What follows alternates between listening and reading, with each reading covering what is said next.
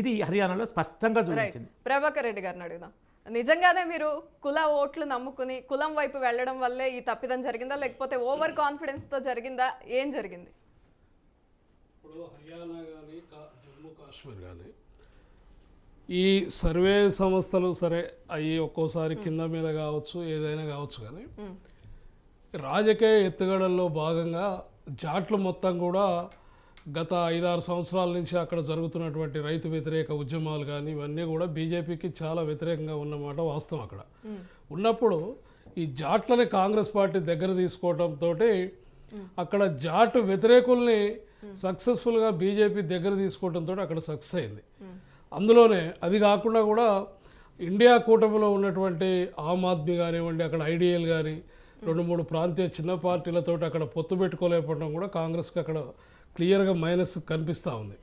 ఎందుకంటే 0.6% ఓట్ల తేడాతోటే ఇలా బీజేపీ 12 సీట్లు 13 సీట్లు ఎక్కువ వచ్చినాయి. అక్కడ 1.6% ఆమ్ ఆద్మీకి, ఐడిఎల్కి, బీఎస్పీ లాంటి పార్టీలకు చూస్తే 4-5% అన్నీ కలిపితే ఎక్కువ వచ్చినటువంటి పరిస్థితులు మనం గమనించవచ్చు.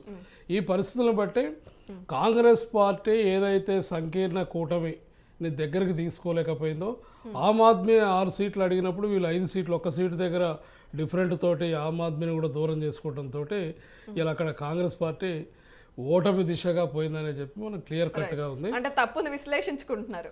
ఖచ్చితంగా ఇప్పుడు ఎన్నికలంటేనే ఓటమి గెలుపులు సహజం. అక్కడ తప్పులు ఆత్మవిమర్శ లేకపోతే అది అనవసరమైనటువంటి పరిస్థితి, ప్రజలకు ఏం చెప్పలేనటువంటి పరిస్థితి. అదేవిధంగా ఇప్పుడు రామరెడ్డి గారు అన్నట్టు 8-9 సంవత్సరాలు అక్కడ ఉన్నటువంటి కట్టర్ సీఎంగా, బ్రాహ్మణ సామాజిక వర్గానికి ఉన్నటువంటి సీఎంగా ఉన్న అతని మీద వస్తున్నటువంటి వ్యతిరేకం తీసుకొని కేంద్ర మంత్రిగా పంపడం జరిగింది. జాట్లకు వ్యతిరేకంగా అక్కడ దళితులు సీఎం చేయడం జరిగింది.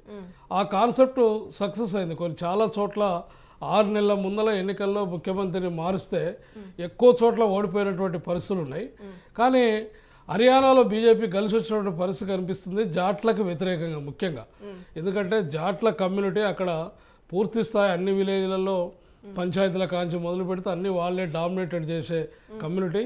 అక్కడ దళితులకు జాట్లకు కూడా కొంత చిన్నపాటి వైరం ఉన్నటువంటి పరిస్థితి గ్రామీణ ప్రాంతాల్లో కాంగ్రెస్ పార్టీ ఖచ్చితంగా విజయం సాధిస్తుందన్నటువంటి పరిస్థితులలో దళితులు కూడా జాట్లు మీ వైపు ఉంటే ఖచ్చితంగా విజయం సాధించవచ్చు అని నమ్మారు, వాళ్ళని కలుపుకున్నారు, వాళ్ళు కూడా మద్దతు ఇచ్చారు. కానీ ఎక్కడ ఏం జరిగింది? అక్కడ బీజేపీ స్ట్రాటజీలో కొంత తేడా వచ్చింది.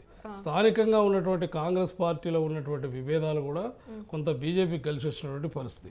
అక్కడ ఉన్నటువంటి ఇప్పుడు కాంగ్రెస్ పార్టీ సీఎం అభ్యర్థి ఎవరైతే ఉన్నారో స్థానికంగా కుమారి స్టెల్జాకు వాళ్ళకు ఉన్నటువంటి కుమారి స్టెల్జా దళిత వర్గానికి చెందినటువంటి చాలా సీనియర్ కాంగ్రెస్ పార్టీ నాయకురాలు, వాళ్ళిద్దరికి మధ్య ఉన్న విభేదాలు కూడా అక్కడ కొంత తేడా కనిపిస్తుంది. బుడాకు పూర్తిగా 75 సీట్లు ఆయన ఇష్టం వచ్చిన వాళ్ళకి ఇచ్చుకోమని చెప్పి కాంగ్రెస్ పార్టీ ఆయనకు ఫ్రీడమ్ ఇవ్వడం కూడా అక్కడ స్టెల్జా వర్గాన్ని పరిశీలిద్దాం. ఆ చర్చకి వెళ్దాం. మళ్ళీ మధు గారు లైన్లో ఉన్నారు, పొలిటికల్ స్ట్రాటజిస్ట్. మధు గారు, మీరు మీ బీకాన్